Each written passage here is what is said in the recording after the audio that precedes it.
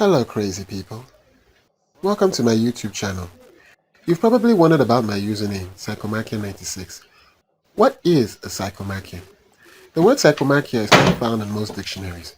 Further research suggests that it refers to an internal conflict between parts of an individual, the spirit and the soul, one's vices and virtues. In Psychomachia, I've only experienced one controversy: where I am versus where I want to be. So how would I define Psychomachia? My conscious awareness of Psychomachia began with Michelle Hall's book, Gossamer, Part 2 of the Changeling series. On page 63, it indicates a Psychomachian is one who is alive in his or her own mind. Entire worlds are invented. An extraordinary life is led, walking through an imaginary world, while one's feet tread the earth of reality. Educated minds who understand this definition may say, but that's escapism. In fact, there's a rationale for the forms of escapism to which Psychomachia can be associated. The link to it is at the bottom of the screen and in the video description. The core difference between psychomachians and escapists is that escapists seek the paradise of dreams to get away from harsh reality. Psychomachians confront reality to make way for the paradise they desire to create. In a nutshell, escapists are paradise seekers, while psychomachians are paradise makers. And to do that, they need to be aggressive agents of change. Well-known examples of Psychomachia in action include the Muppet Babies cartoon series. That old show may have subconsciously started my journey into Psychomachia.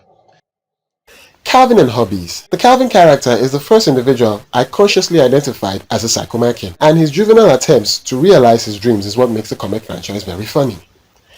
The Gamer Manhwa. This is a Korean webtoon in which the protagonist perceives his life and reality as a video game. I believe the webtoon is so successful because video games are a world of their own, and we've all been irresistibly drawn into them. P.T. Barnum, The Greatest Showman. The protagonist of this movie is a fine example of a successful psychomachian. His inspirational charisma, his paradigm when solving problems, the risk he's willing to take. Psychomachia is not something that can be taught. You either discover it or you don't.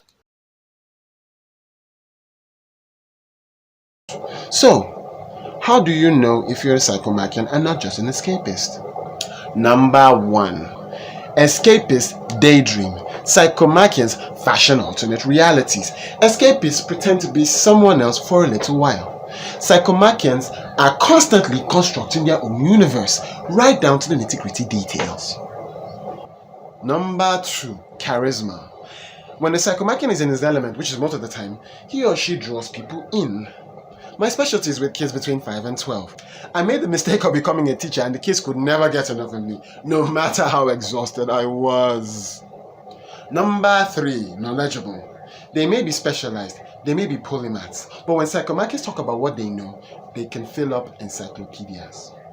Number 4. Inventive visionaries.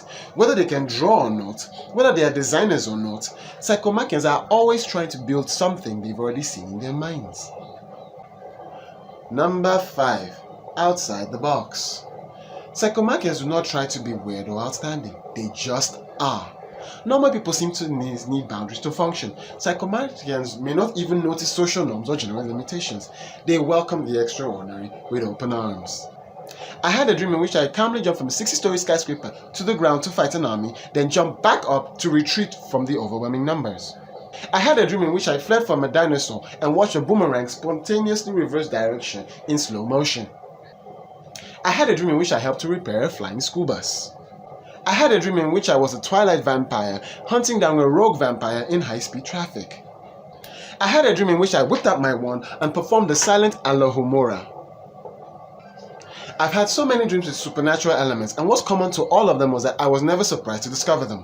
Whether they were superpowers or preternatural circumstances, I just went with the flow. That's my take on the explanation of my identity. I hope I could make you understand. Please take time to comment on this video. I'm interested in your contributions. Until I see you again, I am Psychomachia96.